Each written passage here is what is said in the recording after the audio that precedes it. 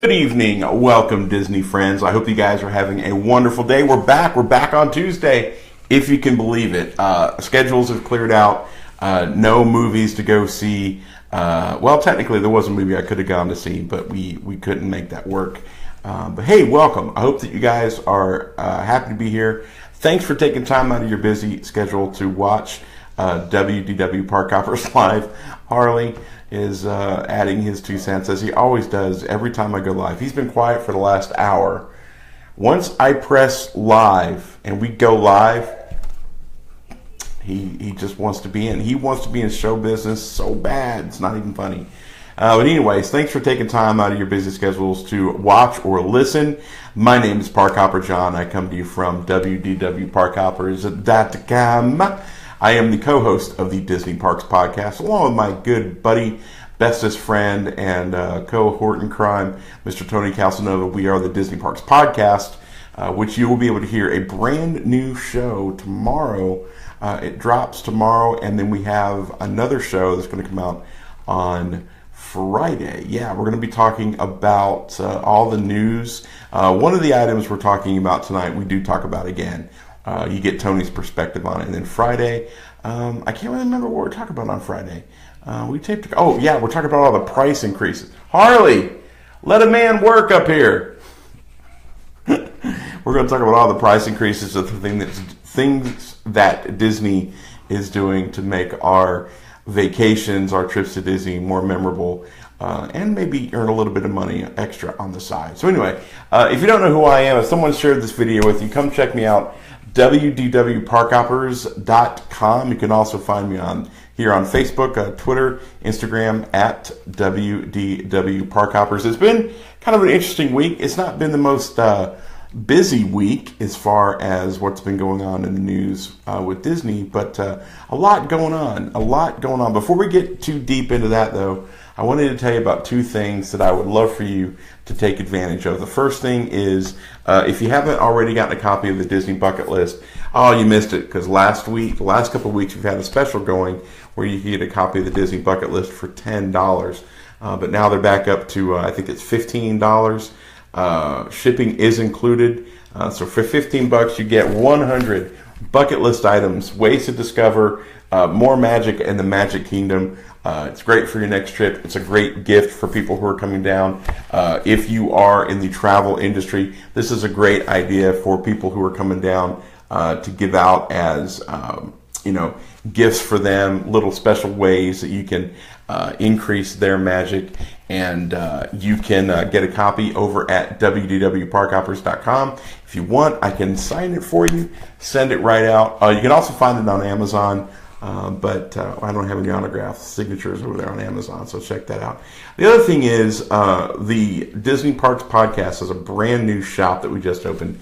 Every week I'm wearing a different shirt from the Disney by the Numbers T-shirt club, and the same artist who does all the artwork for the T-shirt club has graciously let us use some of the images, but also created some brand new images just for the shop. DisneyParksPodcast.com. Susan's in the room. I haven't seen you in forever, my friend. Welcome. Good to see you online, sort of. We need to get together and hang out. But DisneyParksPodcast.com/shop. Right now, we're only offering coasters, ceramic coasters, set of 4 coasters, or mouse pads. We're getting ready to start opening up to phone cases for iPhone and Android. A lot of really cool things going on there, so go check that out. DisneyParksPodcast.com/shop. So that's it for all of the housekeeping. So let's dig into a couple of interesting stories. Disney has recently filed a patent. Now, if you follow Disney for any period of time, a lot of times Disney will file a patent for something that we won't see in the parks for a long time. They file patents for hundreds of things that may or may not actually come to concept. But this one is very exciting. Disney has revealed that in this patent, guests will have the ability, to throw Captain America's shield. Disney's developing the technology to simulate throwing and catching Captain America's shield. Captain America, obviously one of the Avengers, the first Avenger, part of the Marvel Cinematic Universe. This is going to be part of a new virtual reality experience, according to a recent patent application. The patent designs show an application that users would fasten to their forearm with a physical shield and on a short rail. Now, the shield would slide on the rail when the user makes a throwing motion. So basically, you have a shield here that you'll be able to hold, and when you throw it out, it'll go on a rail, and it'll feel like it's going. You'll be able to see it fly around, and then you'll be able to catch it. That's super cool. That's super exciting. If the user hits the target, then the virtual shield will show a boomerang effect and return to the user. It's amazing. The application also shows and describes varying the difficulty of hitting certain targets, saying, quote, a supervillain may be more difficult to hit than just a hired henchman. So that's pretty cool. That's exciting. Though the design of the application shows Captain America's shield, the application indicates that the technology would be applied to any simulation involving throwing a simulated projectile, such as a baseball or an arrow, or maybe Thor's hammer. Maybe Mjolnir is going to get a toss. Who knows? Disney's been developing Marvel attraction for its California Adventure theme park, already opening Guardians of the Galaxy attraction in May. Multiple outlets have reported rumors that Marvel expansion will be coming to the Hollywood section of the theme park. That is fascinating. Wouldn't it be cool to be able to take a virtual adventure and be able to be Captain America and throw the shield or throw Thor's hammer and be able to take out bad guys? I mean, that's the stuff of just crazy dreams as a kid. I mean, what a great time to be not only a Disney fan, but what a great time to be a Marvel comic book nerd like I am. I cannot imagine seeing so many great things, not only on screen, but now we can ride Tower of Terror, which has got an incredible new Guardians of the Galaxy theme to it. Rumors are there's going to be a Guardians of the Galaxy ride here in Walt Disney World. So many great things going. What are you most excited about? What rumors are you hearing that you are excited about seeing maybe come to fruition? And we don't have to limit to just Marvel stuff. There's a lot of Star Wars stuff out there too that I'm very excited about. Let me know what you guys think. Leave me a comment here in the video, or if you're watching or listening on WDWParkhoppers.com, make sure you leave me a comment. Let me know what you guys think. The next story is kind of one we broke a little bit last night. The story came out that Disney was adding a photo pass. The photo, what do they call it? Here, let me get the right name, because I know Disney's big on nomenclature. That Disney's Memory Maker with the photo pass option is going to add a photo op inside of Pirates of the Caribbean, which sounds awesome in and of itself. So we were talking about it on the podcast while we were recording it last night, and so I was doing some searching while Tony was talking, and I came across a story that had literally just come up on Facebook where the talking skull has returned to Pirates of the Caribbean. I thought, wow, that's really cool. The talking skull's back. Now they got this photo pass opportunity. And what I didn't know at the time, I dug in deeper, they're one and the same. So video has surfaced of the talking skull that has returned to Pirates of the Caribbean. And there's a portion of the video which shows the eyes kind of spark out really bright. That's actually when they take the picture. So it's cool. A classic piece of Disney's Pirates of the Caribbean history is returned in a new form at Walt Disney World. The talking skull that used to leave passengers with the famous Dead Men Tell No Tales is back, and it looks like it's been refurbished. It's got a new lease on life, so to speak. The on-ride photo has been added to the Magic Kingdom attraction just before the big drop near the beginning of the ride. Right as you come around the corner and you see the skeletons, then you see the skull skeleton with the pirate ship right before the drop goes down. You see the talking pirate skull. Everybody looks, oh, that's cool. Picture, drop. Cannot wait to do this in person. I think this is great. The only way this is better to me is if they bring back the talking parrot. If they bring back the talking parrot. I know he's in the ride. I know he's in the attraction, but what I would love to see him back in his original place talking to guests as they come through. So this is pretty exciting. Really cool things. I as a pass holder, I don't take advantage of the photo pass opportunity nearly as much as I should.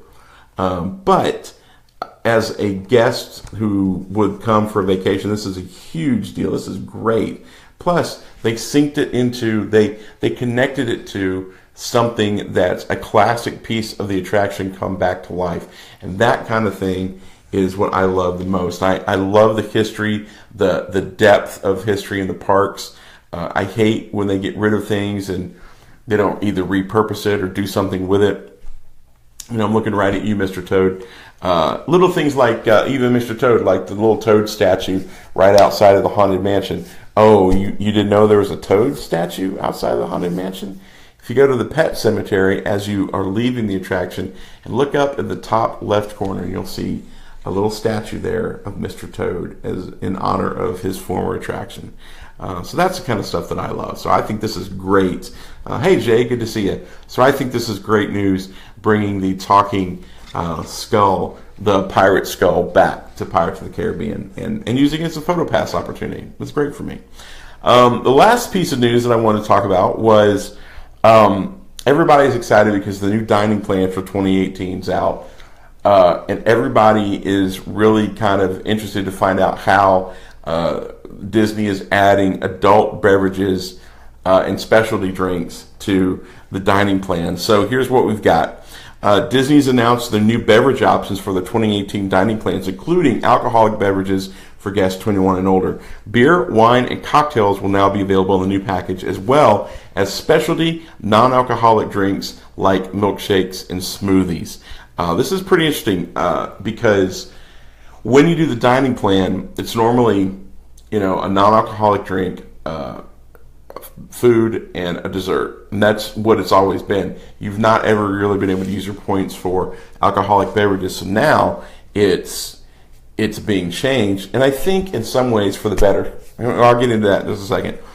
Guests under 21 years of age can choose one non-alcoholic beverage, including specialty beverages where offered. They could choose either one non-alcoholic beverage, they copied and pasted that 5 times, one single serving mixed cocktail, beer or wine, where offered with their meal entitlement. A single serving non-alcoholic beverage includes items such as the artisanal milkshakes, the fresh smoothies, a premium hot chocolate, which if you haven't had one of those, it does your body good, sodas, coffee, and tea. A single serving alcoholic beverage includes items such as, those were non-alcoholic beverages, excuse me. A single serving alcoholic beverage includes items such as beer, cider, wine, sangria, mixed drinks, and specialty cocktails. Most beer, wine, and mixed beverages include some exceptions.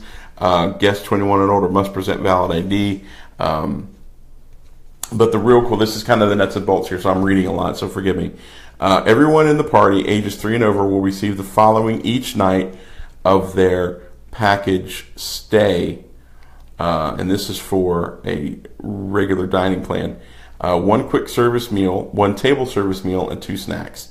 Each guest 3 and over will receive a refillable drink mug, which is eligible for refills at self-service beverage islands at quick service locations at the Disney Resort hotels. You cannot use the refillable drink mugs inside the theme parks. No way around it, guys. Each quick service meal includes, for breakfast, lunch, and dinner, 1 entree, 1 non-alcoholic beverage, or alcoholic beverage for guests 21 and older. That's only on the 2018 plan. So if you're coming to Disney between now and the end of 2017, this does not apply to you. You don't have free alcohol in your plan. Each table service meal includes for breakfast 1 entree, 1 non-alcoholic or alcoholic beverage, or 1 full buffet or family style meal.